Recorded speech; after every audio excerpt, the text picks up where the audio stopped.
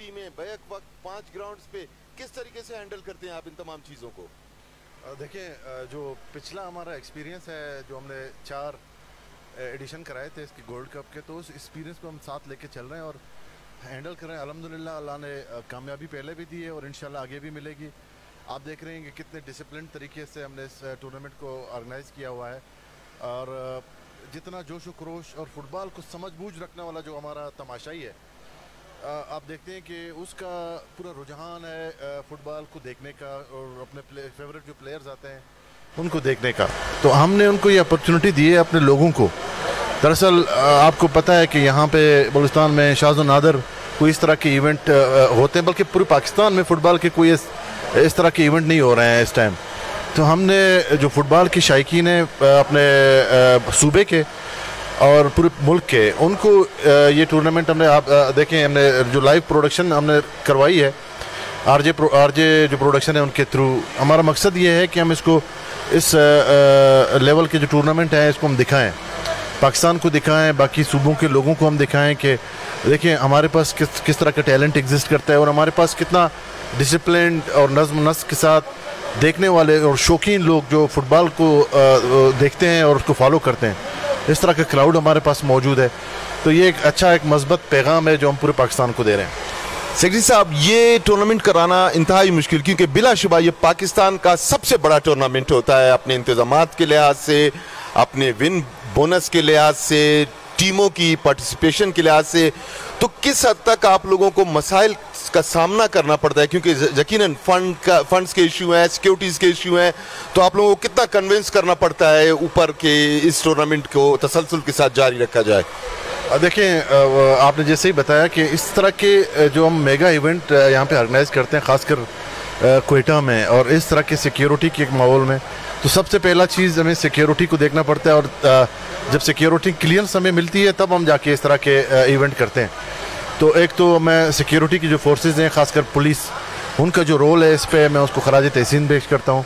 District administration ने जिस तरह हमें हमारा साथ दिया है, इस पर हमने मुसलसल हम उनके साथ मीटिंग्स करते आ रहे हैं इस टूर्नामेंट के लिए, ख़ास करके इसकी जो सिक्योरिटी अरेंजमेंट हैं।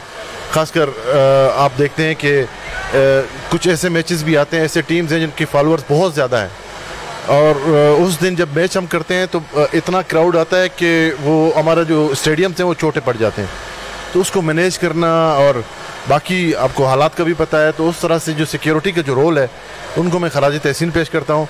इसके अलावा फिर हमने जो इंटरनल कमेटीज़ बनाई हुई हैं उनकी हम मुसलसल रोज़ाना की बुनियाद पे हम मीटिंग्स करते हैं। जैसे एकोमोडेशन कमेटी हो गया, जैसे ट्रांसपोर्ट कमेटी, जो खिलाड़ियों की जो ट्रांसपोर्टेशन होती है, चाहे वो अपने ज़िले से लेके क्वेटा आ रहे होते हैं या फिर क्वेटा में होटल से लेके ग्राउंड तक की जो ट्रांसपोर्टेशन होती है, वो सारी जिम्मेदारी हमने अपने टीम हमने बनाई हुई है, उसके थ्रू हम कर रहे हैं। इसके अलावा खिलाड़ियों को डेली जो हम देते हैं वो, फिर हमने ग्राउंड कमेटीज़ जो बनाई हुई हैं, जो ग्राउंड के अंदर जो नज़्म नस्क होता है उसको देखते हैं। जैसे बाल पिकर्स हैं, उनके थ्रू ये जो कमेटी है उनके थ्रू हम उनको भी लगवाते हैं। तो एक पूरा एक नेटवर्क हमने बनाया हुआ है इसके लिए, मुख्तलिफ कमेटी हैं, और फिर डीजी साहब इन सब कुछ शेयर करते हैं। डीजी का एक बहुत बड़ा क्रूशल रोल है, तो इसमें वो इंतज़ामी मामला जितने भी होते हैं देखते हैं, ओवरसी करते हैं पूरा। बाकी जब मैं डीजी था तो उस टाइम ये मेरा जिम्मेदारी थी, अभी इस टाइम यासिर खान बाज़ई साहब हैं, मैं उनको भी अप्रिशिएट करता हूँ। उनके साथ जो टीम है जिन्होंने ग्राउंड इतनी जल्दी, आपको पता है कि 1 महीने के अंदर हमने इस ग्राउंड को तैयार किया है, इसमें बड़ी मेहनत की है उनकी टीम ने। और इसके अलावा जो बाकी उनकी जो टीम है जो फील्ड में काम कर रहे हैं, होटल्स बुकिंग करना, ट्रांसपोर्टेशन की जिम्मेदारी देखना, खिलाड़ी को डेली मिल रहा है कि नहीं मिल रहा है, फिर यूनिफॉर्म हर खिलाड़ी को हम दे रहे हैं। इधर अभी इस टाइम जो मेन राउंड हमारा चल रहा है, तो एक पूरा एक नेटवर्क है। बाकी इंतज़ामी जो मामलात हैं वो हम देखते हैं। बड़ा मुतमईन देखता हूं मैं आपको जब ग्राउंड आबाद होते हैं, खेल हो रहे होते हैं, और आपके चेहरे पे कभी थकन नहीं देखी हमने, हमेशा मुस्कुराहट देखी, और हर एक के लिए आप इंतहाई वेलकमिंग होते हैं। तो इसके पीछे क्या खास एनर्जी है आपकी? कोई ख़ास एनर्जी इसमें है नहीं, बस स्पोर्ट्स से एक लगाव जो है उसकी वजह से दिल करता है कि मैं ग्राउंड में ही मौजूद रहूं। क्योंकि एज ए सेक्रेटरी बहुत सारे लोग अवॉइड करते हैं इस चीज़ को, क्योंकि उसकी जिम्मेदारी भी नहीं होती है, लेकिन मुझे जो एक लगाव है खेल से, तो इसकी वजह से मैं आता हूँ, मैचेस देखता हूँ, शौक़ से देखता हूँ, फॉलो करता हूँ। तो इसकी एक वजह ये भी है। बड़ी खुशकिस्मती है हमारी कि सेक्रेटरी स्पोर्ट्स खुद भी बहुत ज़्यादा दिलचस्पी रखते हैं और ये इनके सामने की बात नहीं है। मैंने हमेशा इनको बहुत अच्छे मूड में मुस्कुराते हुए तमाम के साथ ताउन करते देखा है। सेक्रेटरी साहब, आखिर में आपसे पूछेंगे, आगे जो आपने प्रोग्राम्स बताएं वो हमारे व्यूअर्स तक बताएं। बड़ी खुशाइन बात बलूचिस्तान के लोगों के लिए, आगे के जो आपके प्लान्स हैं स्पोर्ट्स के हवाले से, अभी आप इस इंटरव्यू से पहले मुझे बता रहे थे, तो ज़रा ब्रीफली उसको भी बता दीजिए।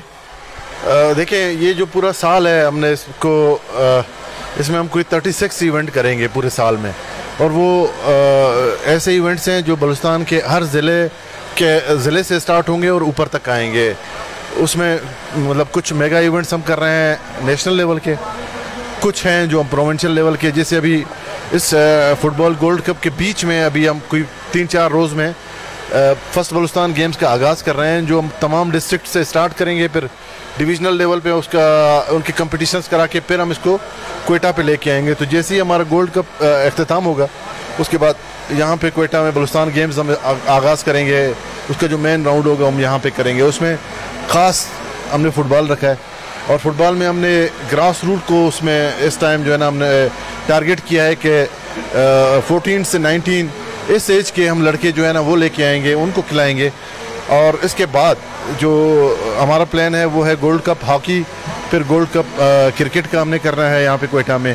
फिर उसके बाद हमारे कोई 10 के करीब हमने नेशनल चैम्पियनशिप्स कराने हैं यहाँ पे। फिर डिवीज़नल हमारे जो लोरलाई और जोब डिवीज़न है उनके हमने स्पोर्ट्स फेस्टिवल कराने हैं। फिर उसके बाद बाकी जो हमारे डिवीजन्स हैं वो हमने स्टार्ट करने हैं। तो फिर सिंध बलूचिस्तान आना है, उसके बाद साउदर्न बलूचिस्तान जो हम ग्वादर में करते हैं वो होना है।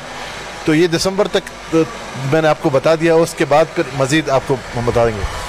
ये एक समाजी जहाद है, अगरचे आपकी जॉब भी है, मगर जिस तरह जॉब से आउट जाके आप अपने प्रोग्राम्स वगैरह तरतीब देते हैं, हमारी तरफ से बहुत बहुत मुबारकबाद। Thank you very much for giving us time. और कोई अगर पैगाम छोटा सा आप देना चाहें व्यूअर्स को, और ग्राउंड में भी लोग इसको लाइव देख रहे हैं, कोई ऐसा पैगाम जो आप समझते हैं कि तमाम बलूचिस्तान, पाकिस्तान, बल्कि जहाँ जहाँ दुनिया में देखा जा रहा है वो बलूचिस्तान की तरफ से जाना चाहिए? देखें जी, बलूचिस्तान के लोग हमें जो है ना पहचाना जाता है ऐसे मेहमान नवाज।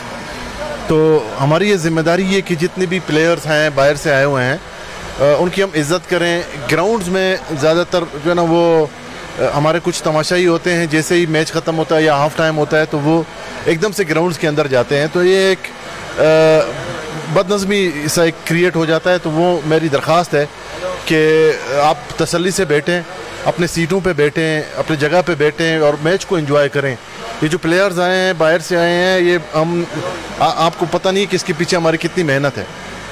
हमारी इस मेहनत को आप देखें और इस खिलाड़ी को, क्योंकि आपको एक मौका हमने दिया है खिलाड़ी को देखने का, उस खिलाड़ी को दूर से बैठ के देखें। जब मैच ख़त्म हो जाए उसके बाद बेशक आप जाके खिलाड़ी से मिल लें, लेकिन मैच के बीच में ये जो बदनज़मी हमारे बहुत सारे ऐसे ग्राउंड्स में है।